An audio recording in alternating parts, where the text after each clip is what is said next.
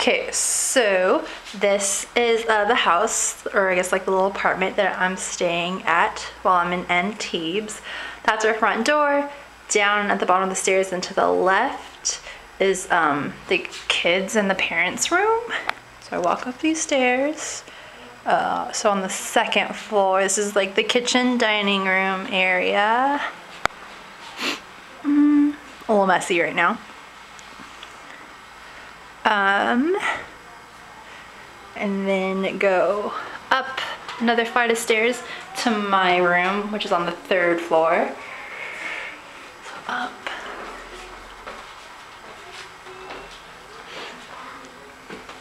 My room's kind of messy right now, but I'm sure none of you would expect anything different.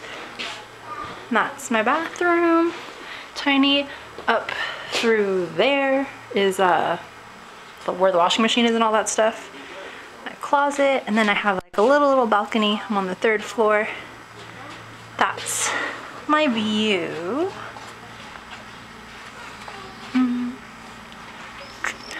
A view the other way, all the way down the street.